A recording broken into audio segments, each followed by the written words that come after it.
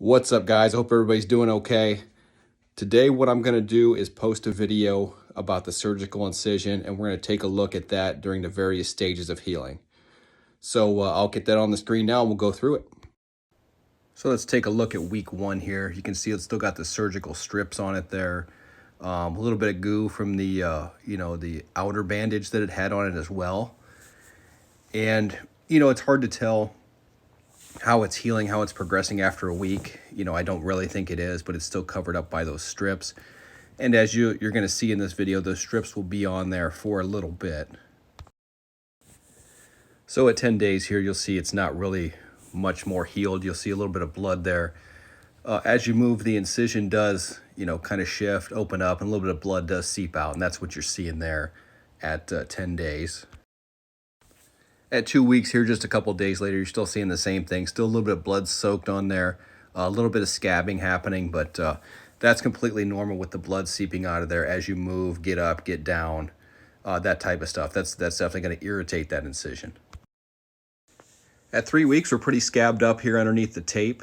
The incision is starting to level out. You can see my back's pretty red there. I had some ice on it to try and start leveling out that incision, which is kind of puffed up at the beginning. It's definitely got some sort of fluid in there, and the swelling does need to go down, but that's what you're seeing there.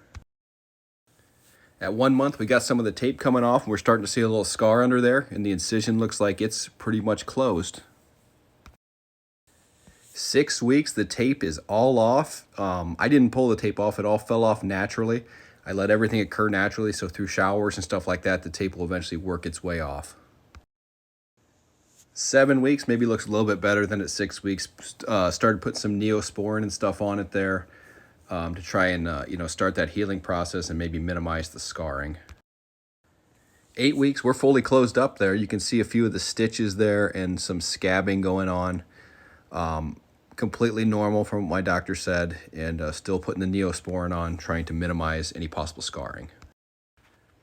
So at 1 year here, you can see that you can definitely notice it if I have my shirt off. It's not something you got to be super looking for. If I would turn my back to you, you would see it instantly.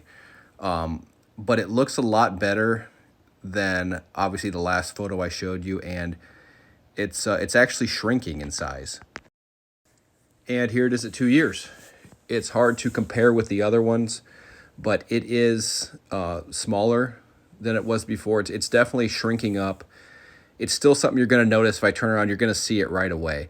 I do expect it to shrink in the future. I expect it to keep shrinking, becoming less noticeable, but I don't know if it's going to be something that will ever not be noticeable.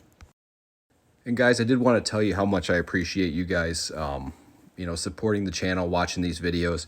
I hope it's helping. I've been getting a lot of emails saying that my content does help you guys make decisions on back surgery, and really gives you the confidence to go through with it if you are contemplating it, or it really helps you get through what you're going through and stay positive and know that there is something on the other end. So I'm glad I could be of service to you. And of course, if you could like, subscribe, and comment, these videos will get out to more people. It'll hit the YouTube algorithm, and it'll have farther reach, and more people with these issues will start seeing some of this content. So again, thanks for the support, guys.